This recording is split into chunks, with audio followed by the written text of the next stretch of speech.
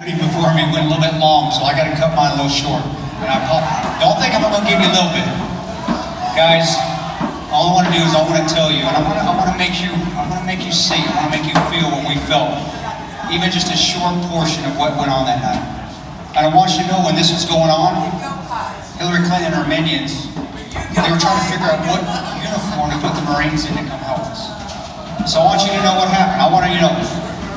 During the time frame when we were getting hit by mortars, and we've already been in 2 attacks at our annex. We've already fought off the bad guys there at the consulate. 4 attacks we've been on. I remember 5:30 in the morning. I remember seeing my teammates. I remember seeing Ty. Ty, of course, died that night. Rome, he's Navy SEAL, SEAL Team 6. I remember seeing Bub, SEAL Team 3, fantastic guy. I remember seeing Oz, tough Marine. I remember seeing Dave Ubin. I remember watching them. 5:30 in the morning. 9/11, actually it's 9/12, 2012 now. I remember watching, and I remember hearing a little, it didn't sound like a mortar. I remember thinking, what was that? What happened? And then it just hit me. I was like, Dad, that's a mortar. And I remember getting on the radio, and I went, mortars, and I said, take cover. And I remember as soon as I said, take cover, I saw the first one hit. And I'm watching it. I'm not no farther from this stage to where the cameras are, and I saw that first one hit, and I see Tyrone Woods, I see a hero turn and spin with the machine gun, and I see him spin, and I see him hold that trigger down, and he's ripping up terrorists. He's just tearing them up left and right, just going like a laser.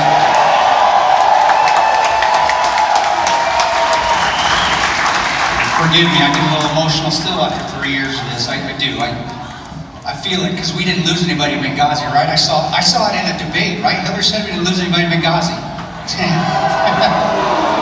Right.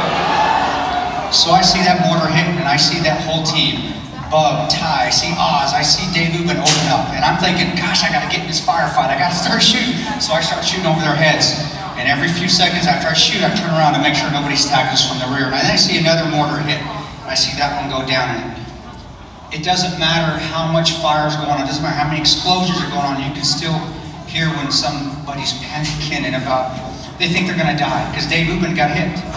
I remember him going down. I remember him saying I'm hit, and I can't replicate that voice. I want you to imagine a friend, a family member, somebody being hit and thinking they're going to lose their life, and that sound that they make when they say, I'm hit. We can't do anything for them.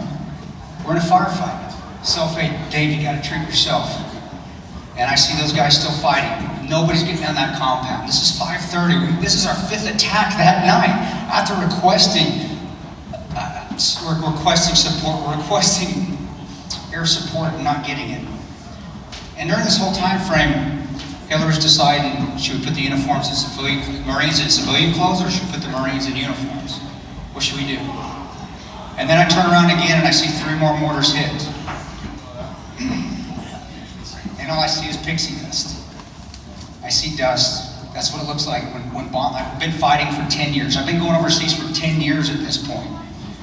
I've seen more than one mortar, and I see those mortars hit, and I see that pixie dust coming down, and I see no team.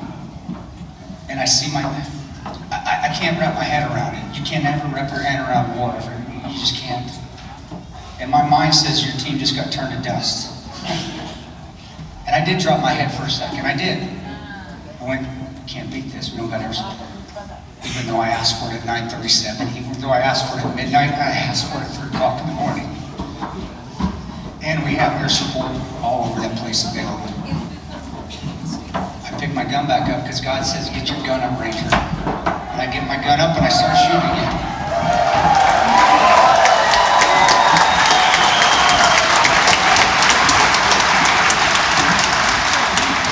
And I remember Jack still shooting. I remember Boone still in the fight.